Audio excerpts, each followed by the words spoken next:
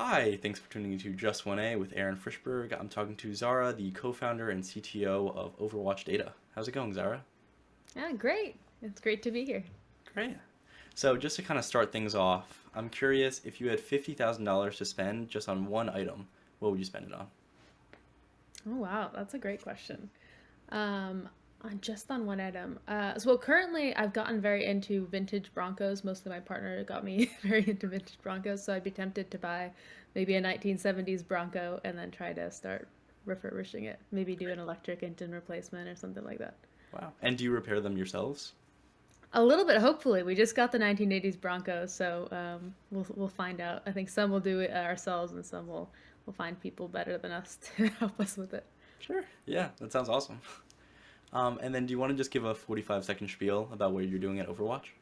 Yeah, we're trying to understand global events. So we try to automate the machine learning and data science to take news, dark web data, court cases, and then show teams within large companies what events matter to them and why. And that's our problem we're passionate about. Sure. And I'm curious, like, what motivated you to do data specifically and especially what Overwatch is doing? So I've always loved big data problems. I think even in college, I was doing my undergrad in computer science, but loved machine learning. I was really passionate about it. Um, I I've always loved sort of this intersection of like geopolitics and cybersecurity and risk. And so when my co-founder told me that they were doing Y Combinator and asked me to join, it sounded like such an interesting problem to solve and a problem where we could really have an impact on the world. And then good fit for my background and a really cool time to use like all the large language models and the advances in machine learning to tackle a problem where I think honestly there hasn't been a lot of like recent tech brought to the space. Yeah. And I saw that you had a background in kind of working with election data and that kind of stuff. Do you want to talk a little bit about that? Yeah, so that was so it wasn't my thesis in grad school, but it became a passion, a sort of somewhat all-consuming passion. So I started off, I took a cybersecurity class my senior spring with Professor Revest, and he's a cryptographer, and he was awesome and made cybersecurity feel approachable and something, and I just was hooked. So I wanted to find a way to work with him, and he was studying statistical post-election audits, so using paper ballots and verified paper out ballots, can you have some confidence that the we got the collect election result and the software didn't change the outcome. So that was like starting off really in the weeds in the statistics. And then I got to work later on more on the policy and side with state and local election officials, like looking to implement sort of basic like cybersecurity best practices after the 2016 election. And then more recently, I got to work at Google's threat analysis group. So we track state-sponsored hacking and disinformation. And so that was less election specific, but elections were a big part of the concern and narratives around disinformation and stuff like that. Sure. And if I can ask, what do you feel has been like the most interesting thing that you've researched in elections? Oh, the most interesting thing. Um, I I think there's a lot of different answers. I think so. I I love sometimes I love the like weird esoteric problems, and so we worked on designing a new voting system that would be easy to audit, with the idea that maybe trust in the voting process would be the primary goal instead of something that like has a more complicated way of like ranked choice or something, but trying to design a system that's most easy to audit. So I think that was like the most kind of nerdy down in the weeds. I think in terms of, I really love the project where we worked directly with state and local election officials because I think that was a cool opportunity where you saw like experts in policy and government, people from the military and people from tech kind of working together. And it was really cool for me to see like the combination of skill sets and the kind of the human conversations and how effective that can be and how much impact that had. So I think those two very different answers, but I don't know, a lot of fun problems in the space. And how did you end up making like a system that was just kind of more trusted for voting? Yeah, so for the so that project, so basically the idea is that there's some voting systems that are like our current system of voting where you choose one winner and the one winner wins. And that's like very kind of simple. It's a little easy to audit if you have one winner. And then there's like the more complicated stuff that something like ranked ballots, where you can get often like sort of better outcomes where if if you and I have different first choice candidates, but we at least agree that we don't hate this middle candidate, we might be able to come to an agreement on that sort of system. But that one's very complex and it gets very complicated to do the math. So the idea we worked on was what if you have small batches that use the complicated systems, and then those small batches vote as if they were just doing like a plurality or just voting, and so then it becomes like a simple system of complex systems, and you're able to do sort of like more expensive computation underneath, and then a simpler audit overall. Wow. Yeah, that sounds really interesting. And at my time at Brandeis, I've heard a like what I would assume is disproportionate amount about ranked choice voting. I'd also love to hear like, oh, it's just everywhere. Oh my God. Yeah. But I'd love to hear your opinion about that and if you actually think that is where we're going with the future. Yeah, I think it's so interesting because I'm also from Boston, and so I was also on all of the ballots. And it's one of those things where I do definitely believe it like gets a better outcome. And I think especially in like today's world where you see like people are very polarized on different sides of the aisle, and you see a lot of people who like in the 2016 election on both sides, people hated both candidates and were like, and a lot of people are voting based on I hate this candidate. And I feel like something like choice voting, where you say like, I think this person is the worst, but I actually think this middle person is like, maybe I don't love them, but I'd be okay with them. And so I think it allows sort of like socially, I think an opportunity for people with like kind of builders and operators and people who have don't necessarily stick to the party line, but have like more constructive viewpoints to sort of succeed. Versus now we're forced to like, if you're on the left, you have to do this like align with whoever's there. Or on the right, you have to align with whoever's there. I think the problem is it's just so complicated. And I watched the ads and I was like I read a lot about this, and then I'm still confused. And so I think there's sort of like a messaging thing and like making ways to make it understandable that need a lot of work. But I do think it can have a lot of benefits. Yeah, sure. That sounds really good. And I'm also curious, why are you so passionate about elections, if you want to share? That's a good question. Well, it's funny because I think I didn't start off super passionate around elections, and then I think I got into it more and realized there's these like sort of different statistical problems. And I also think like I was someone who like growing up, I all I cared about was tech originally, and I was just like very interested in science and organic chemistry and inorganic chemistry and computer science. And then I think sort of like having the opportunity to work on this around the 2016 election, and everything that's happened since then, from this kind of increasing divide in our country to COVID and the Russia-Ukraine conflict right now.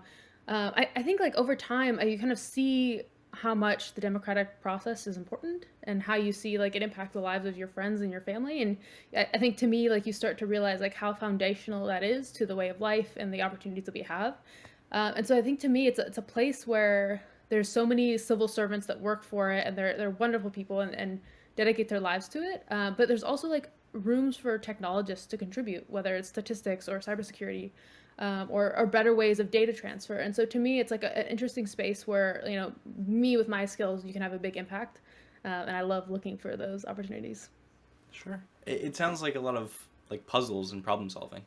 Yeah, a ton, so many, Yeah. and a lot of complex systems interconnected and different interactions. Honestly, I wouldn't really expect that. Like, I would assume that elections are kind of just like even voting systems. I would assume would just kind of stay or not dynamic, but like the same forever, basically. But it's really interesting to think about how people are really like brainstorming to make better and make the system better. Yeah, well, and it's crazy because, like, to your point, like we've been voting forever, and it's also even we've been voting forever, and there's been fraud forever, like in the very early days, like ballot stuffing and Tammany Hall and all these things. And then, but like as time goes on, like people use the latest technology, so we're not voting on the internet, and thankfully we're not voting on blockchains, but um, there is still like people you check in, and we want to use the like latest technology to make sure that people, like if you've registered, maybe you can register the same day, or you can, and we can check across the county, like can you say that if I register today and I went to a different polling site, have I already voted? And so I think as time goes on, the processes get more sophisticated, and I hope they do, and they should, so everyone can vote and there's not long lines and the process gets more efficient. But I think there's a lot of problems to solve, and a lot of work to be done because, in America, what is it, like 50% or less of people vote every election, which is pretty bad, I think. Yeah, yeah, sure. And hopefully this will all fix that, like Yes. get those Yeah. numbers up. Yeah. Yeah. And then I'm curious. So you went to MIT? Yeah, I did. Yeah. how do you feel? Well, first, how was your experience at MIT, and then how do you feel it kind of set you up for life? Yeah, I mean, I absolutely loved it. I think it's a bit of a fire hose, and so like I'm sure it's similar for you. Like there's so many options and so many things you can pursue. Like I had like a research project in urban farming, and then I would go try to work in biology, and there's so many things and so many classes that it's like, the drinking from a fire hose. And I absolutely loved it. Like I was a kid in a candy shop, and I would try everything I wanted to do and slept very little, but was very excited. I think it was also like really hard. Like I think a lot of I think this is a common experience, but you get to college and you're like, wow, I know what I'm doing. Like I applied, I got into this place, and then you realize that like I will never be the best at anything with my peers ever again. And you're like, okay, you have to kind of come to terms with that and realize like you have something, you have the opportunity to learn anything, but you won't be the best at everything. And so I think to me it was an incredible experience. And I think in terms of like how it set me up, I think sort of the biggest thing for me is like the sort of like the grind mentality and problem solving. I think there were so many times where you're sort of like oversubscribed in the amount of classes you're taking and research projects or the random startup you're working for, that you have your physics test tomorrow and you're like, I haven't done any of the reading and like barely did the homework. Like how do I learn enough of like mechanics tonight so I can do well on the test? And so I think it really like forced you, and also like later in life gives you confidence on the fact of like you have sort of the ability to learn anything, and then you can like have the basic skills to solve problems. And so I think that's something that sticks with me, especially now that I'm founding a startup and have a lot of late nights again. Sure, yeah. And I heard recently about the University of Chicago that basically the curriculum is just so ridiculously hard that basically any challenge that life will throw you in the future, you'll be grateful for because what you did at Chicago was just way worse. Is that similar to MIT? Yeah, I think definitely. I've also heard the same thing like Harvey Mudd. I think people's always said it was like harder there, or maybe Caltech or something. But yeah, I think the same way. It's like really like a pressure testing where you're like, well, if I got through that, how bad can it be? Yeah. And so I think it's definitely a bit of that. I think I was lucky. Like I was in computer science, and a ton of people, like half of the school majors in computer science. So I always had friends and people to, rant and collaborate with, and who have the same pain you did. So I think I definitely feel like after the fact, you're like, well, I'm used to embracing the suck and grinding through hard problems, so it helps a little bit. Yeah. And do you feel that that's kind of tied into how you like started Overwatch and how you like run it every day? I think it's a good question. It's actually funny because I kind of came from the opposite perspective. I was working at Google, um, and, and it's something where there's so much like emphasis on work-life balance, which I think is really important, because I think there are problems that you can solve. Like if it's honestly, if it's like a simpler problem, you can kind of solve it just by grinding and doing more work and staying up later. But I do think there's like a lot of times when you really want to think deeply or think creatively or problem solve, like you do need to have you can only do so much of that work in 1 week. And so I think it's been an interesting balance of like trying to like how much of this experience is closer to MIT and how much of it's closer to Google. So I think, but I think what has carried over is like kind of like an emphasis on I think for us as founders and all the people who we've brought on, it's like people who own the problems, and like if they're given a problem, they'll research. Like we have an intern, and he was like, okay, I'm like doing a Django project, so he taught himself Django, implemented it, and like did it to production level. And so like that mentality of like, even if you don't know today, you can figure out, like it's your job, figure out, learn what you need to learn, solve the problem, and deliver it. And I think that's something that's stuck with us. Sorry about the dog. That's okay.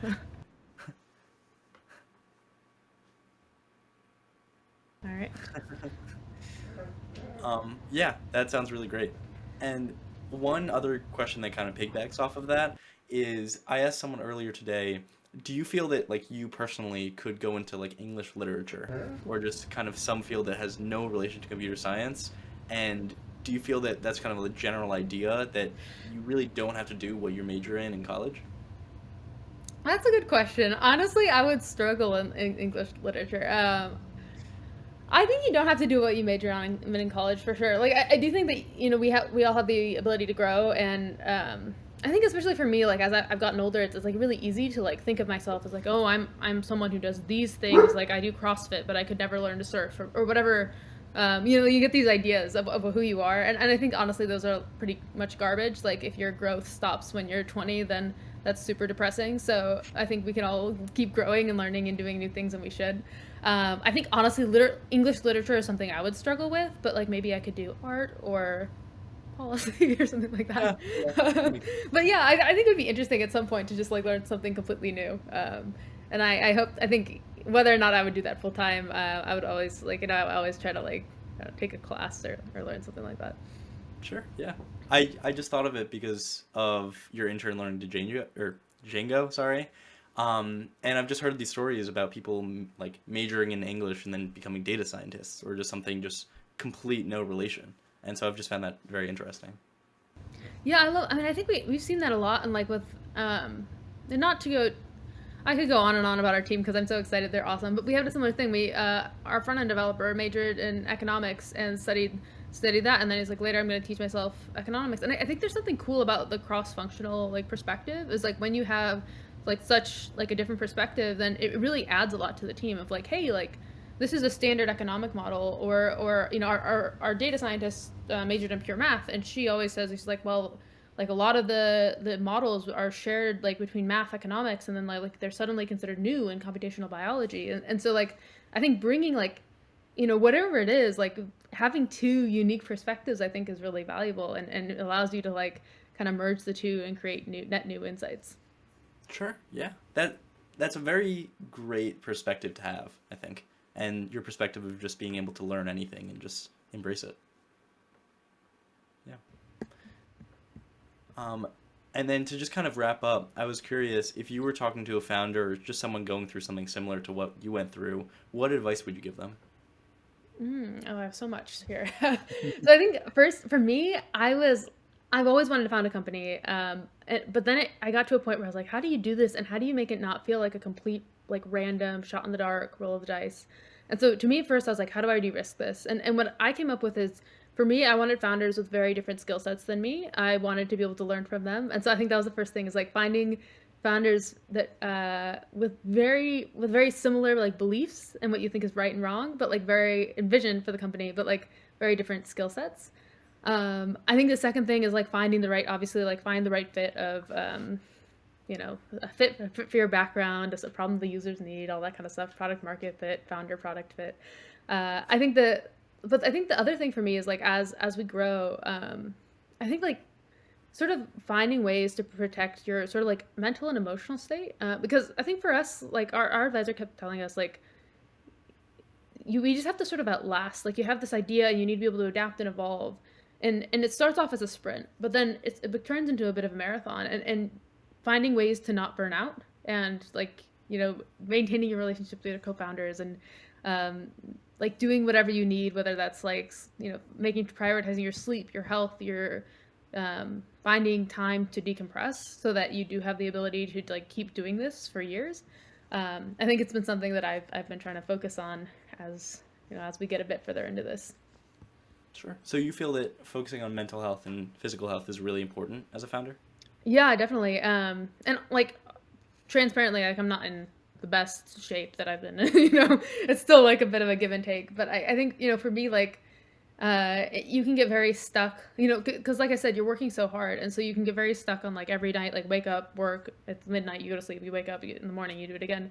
Um, but I think it can kind of like leave you in a rut, or it can lead you starting to get like burnt out, or like just like irritated at your at your co-founders or whoever you're working with. And so I think like having those breaks where you're forced to decompress if you're on a run or surfing or something, and making sure that you like check in and have enough space emotionally to like react to some incident when it's actually a problem, I think is super important. Sure, yeah. And thank you for saying that because what I've heard mostly, I actually haven't really heard this perspective or idea, is what I've heard mostly is like your team is really important or any of that, but it was really great hearing about like a true founder and what you're going through. So thank you for being vulnerable and saying that. Thank you. Yeah, of course. I'm not always the best at practicing what I preach, but I definitely believe that like if you're going to be your best for your team and for other people, you have to have the bandwidth to not just be like soldiering through alone, and then you're trying to be there for them, but you're just like irritated or unhelpful all the time. Sure. Yeah. All right. Well, thank you so much, Zara, for coming on. It was really great having you, and have a great day. Yeah, thanks for having me.